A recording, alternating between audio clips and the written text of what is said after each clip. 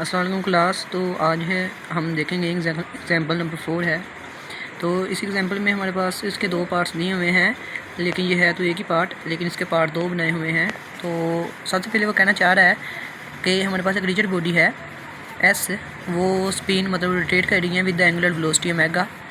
तो particle Q है हमारा पास, एस के ऊपर कोई पार्टिकल है क्यू, जो उसकी वेलोसिटी है वो वी है। तो हमने शो करना है कि जो पार्टिकल पी ऑफ एस है parallel to W lies on the line. ये हमारे पास एक लाइन दी हुई है y is equal to M X plus C, इस तरह की कोई लाइन है हमारे पास, ठीक है। तो ये हमारे पास एक स्पेस में लाइन है, तो ये उसको उसने ज़ाहिर किया हुआ है। तो with the instantaneous velocity of the particle, हमारे पास पार्टिकल्स की इंस्टेंटेनियस वेलोसिटी दी गई है। तो ये हमारे पास बताया गया है पार्टिकल्स हैं और उनकी इंस्टेंटेनियस वेलोसिटी है, और ये उन पार्टिकल के पोजीशन वेक्टर्स हैं ये, तो उनके रिस्पेक्टिवली मतलब ये इसका वेलोसिटी, ये इसकी वेलोसिटी और ये इसकी वेलोसिटी है। तो हमने बताना है कि इसकी मैग्नीट्यूड, डायरेक्शन, तो और इस चीज़ को हमने प्रूव करना है इसके साथ ही। तो चलिए देखते हैं हमारा आंसर। जैसा कि हमारे पास गिवन है रेड बॉडी है और हमारे पास एक लाइन दी हुई है, तो हमारे पास पोजीशन वेक्टर्स हैं with respect to their velocities. तो आर ऑफ ए इसके इक्वल है, आर ऑफ बी इसके इक्वल और आर ऑफ सी इसके इक्वल है। तो हम सबसे पहले इनके दरमियान जो डिस्टेंस है, मतलब हमारे पास जो पॉइंट है वो ऐसे हैं पॉइंट हमारे पास कि हमारे अगर कोई चीज़ ए से बी की तरफ गई है और बी से सी की तरफ गई है, तो इसके दरमियान जो पोजीशन वेक्टर्स होंगे हम उसको फाइंड करेंगे, मतलब बी माइनस ए फिर और इसका और इसके दरमियान, ठीक है। तो ये हमारा इस तरह से हम इनके दरमियान जो पोजीशन वेक्टर्स बनते हैं हम उनको फाइंड करेंगे। पहले उसको हम R1 का नाम देते हैं। पहले R1 जब हम फाइंड करेंगे वो R of B minus R of A निकालेंगे, फिर R2 निकालेंगे, वो R of C minus R of A निकालेंगे, मतलब ये इसमें से माइनस करेंगे तो ये हमारे पास आर ऑफ सी निकल आएगा। इसी तरह हम with respect to their velocities भी हम निकालेंगे, V1 निकालेंगे तो VB माइनस VA, तो हमारे पास ये आएगा। और जब हम V2 निकालेंगे तो VC माइनस VA, हमारे पास ये चीज़ आ जाएगी, ठीक है। तो ये हम इजीली निकाल सकते हैं, बस उसके वेक्टर्स को हमने माइनस करना है, मतलब I वाली रकम को I में से माइनस करेंगे और J वाली रकम को J में से, मतलब फर्स्ट जो फर्स्ट, ठीक है ना, मतलब इसको इसमें से माइनस करेंगे, इसको इसमें से और इसको इसमें से माइनस करेंगे, ये आप जानते हैं। तो हम जानते हैं हमारे पास अब दो चीज़ें हैं V1 V2 with respect to their R1 and R2, हम इन्हीं के लिहाज से ही निकालेंगे वेलोसिटीज़। तो V1 is equal to omega cross R1, हम ओमेगा इसलिए ले रहे हैं कि जो हमारे पास बॉडी है वो स्पिन कर रही है, ठीक है ना, ओमेगा के लिहाज से। अगर वो स्पिन ना कर रही होती, सिंपल ट्रांसलेट कर रही होती, तो हम ये फार्मूला नहीं लगाते, तो हम सिंपल दूसरा फार्मूला यूज़ कर सकते थे। जैसे कि हम जानते हैं V is equal to D/T होता है, तो हम ये चीज़ यूज़ करते। तो यहाँ इसके अलावा हमारे पास और भी फार्मूले हैं वेलोसिटीज़ को फाइंड करने के लिए, तो हम वो यूज़ करते। तो अब हमारे पास जो एंगुलर वेलोसिटी है हम वो फाइंड करेंगे। तो हम उसके पहले के हमारे पास ओमेगा क्रॉस R1 हमने निकालना है। हमारे पास V1 की वैल्यू मौजूद है, R1 की वैल्यू मौजूद है, हमारे पास ओमेगा की वैल्यू मौजूद नहीं है। तो ओमेगा हमारे पास एक वेक्टर है, हम सबसे पहले उसकी वैल्यूज़ को फाइंड करेंगे। तो जब हमने उसकी वैल्यूज़ को फाइंड करना है तो V1 की मैंने वैल्यू लिखी with respect to I J और K। हमारे पास जो ओमेगा होता है वो ओमेगा 1, ठीक है, I omega 2J omega 3K, तो ये मैंने I ऊपर लिख लिया है।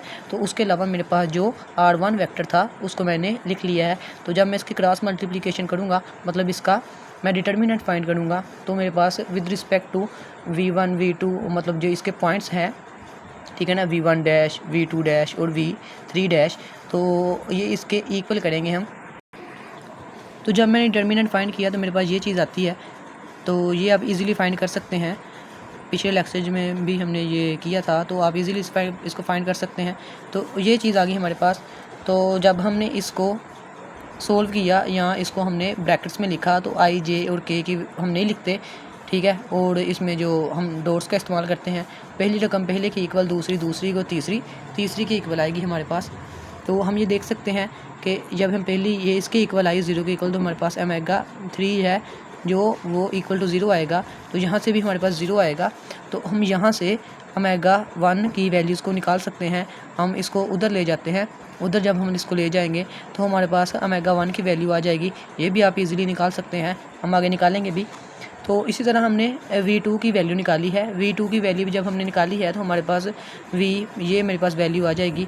इसको जब हम बंद करके लिख लेंगे तो हमारे पास ये पहली रकम पहली की इक्वल दूसरी और तीसरी की इक्वल आएगी।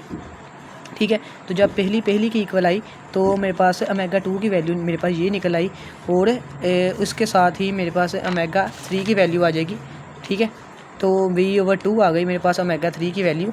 तो ये हम इजीली तो हम यहाँ से भी वैल्यूज़ को निकाल सकते थे पर, लेकिन इसे में जब हम निकालते हैं वैल्यू तो हमारे पास उसकी दो वैल्यूज़ आती हैं। ठीक है, मतलब कि हमारे पास दो चीज़ें बन जाती हैं, तो इसलिए हम इसको यूज़ नहीं करेंगे, हम ऊपर वाले को ही यूज़ करेंगे क्योंकि हमें सिंगल वैल्यू चाहिए। तो सिंगल वैल्यू को निकालने के लिए हम इसको ले लेते हैं इज़ इक्वल टू वी के इक्वल। ये हमारे पास पहले ही वी के इक्वल है, तो मैं यहाँ से ओमेगा 1 की वैल्यूज़ को निकालता हूँ, ये मैं उधर ले जाता हूँ। ये वाली सारी रकम को मैं जब उधर ले गया तो मेरे पास ओमेगा 2 की जो वैल्यू आई थी वो थी v/2a। मैंने इसके अंदर पुट की, ये कटने के बाद मेरे पास ये जो चीज़ आ जाएगी। जब इसको मैं हल करूँगा तो मेरे पास v/2 आएगा।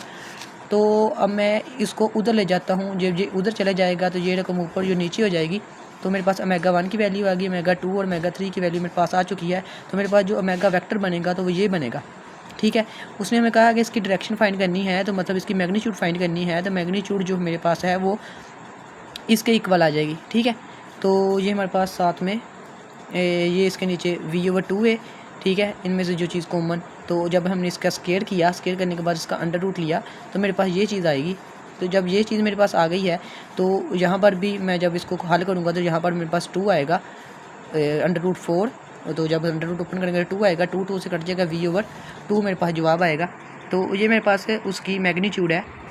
तो सेम इसी तरह पार्ट ए की तरफ हमने मूव करना है क्योंकि ये पार्ट बी ही पार्ट ए का हिस्सा है और पार्ट बी अगर गिवन हो तो हमने ये सारी चीज़ें खुद निकालनी है और ये भी हमें वैल्यू खुद से लगानी पड़ेगी, ये वाला फार्मूला, ये लाइन। ठीक है, तो हम जानते हैं कि क्यू ओवर पी की तरफ है, तो हम निकाल लेते हैं v क्रॉस v/q।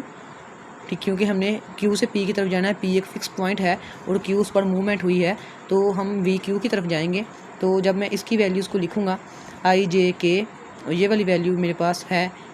ठीक है, तो ये मेरे पास अलोंग, ये देखें मेरे पास, तो यहाँ पर मैं ये वाली वैल्यू यूज़ करूँगा।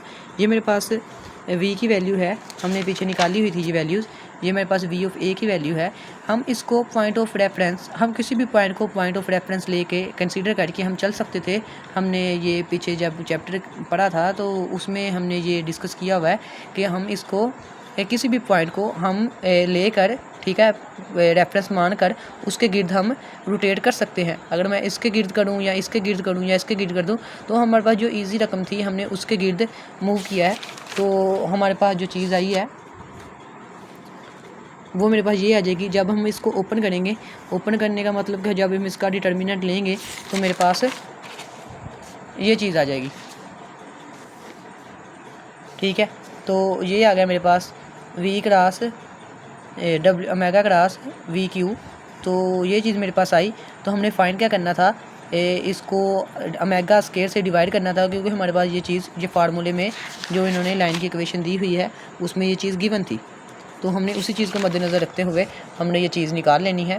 तो मैंने इसको इससे डिवाइड किया और मेरे पास जो ओमेगा की वैल्यू आई थी वो भी आप जानते हैं, वो मेरे पास थी v/a। तो जब मैं इसका स्क्वायर करूँगा v/a का स्क्वायर हो, a/v का स्क्वायर हो जाएगा।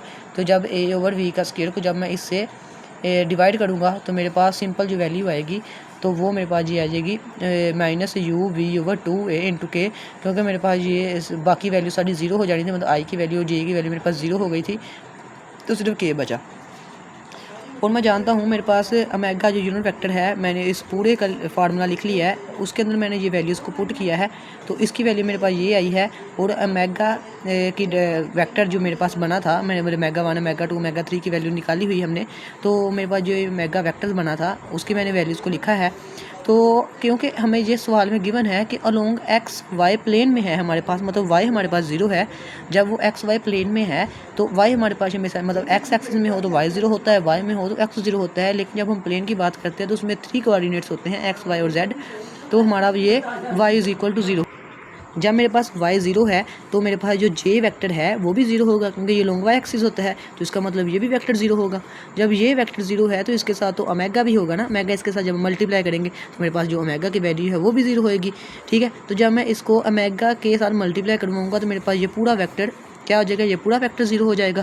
तो मेरे पास जो वेक्टर बचेगा वो क्या बचेगा, सिर्फ k वाला, मतलब 0 0 मतलब 0y + 0j इंटू माइनस ये वाली रकम मेरे पास बचेगी, ठीक है। तो इसी रकम को हम साथ लेकर चलते हैं, ठीक है। तो ये रकम सारी मेरे पास 0 हो जाएगी, मतलब ये सारी रकम मेरे पास हो गई 0 और मेरे पास बची सिर्फ ये वाली रकम। जब इसको मैंने कोऑर्डिनेट्स और इंटरवल की शक्ल में लिखा तो मेरे पास ये आ जाएगा। तो this is point of intersection, हमारे पास ये पॉइंट है जो इंटरसेक्ट करता है, तो हमने यही फाइंड करना था। तो पार्ट ए और पार्ट बी दोनों सेम है, तो पार्ट ए अगर करना हो हल तो उसके लिए हमें क्या करना होगा, वी ऑफ ए के लिए भी निकालना पड़ेगा, वी ऑफ बी के लिए भी निकालना पड़ेगा और वी ऑफ सी के लिए, मतलब v1 और v2 थे हमारे पास, तो उसके लिए हमारे पास V of A, V of B और वी ऑफ सी की वैल्यू हमें गिवन थी, ठीक है। मतलब ये हमारे पास जो था V of A, V of B और वी ऑफ सी थे, हमने ये पॉइंट्स थे, हम इनको निकालेंगे इनकी मदद से, ठीक है।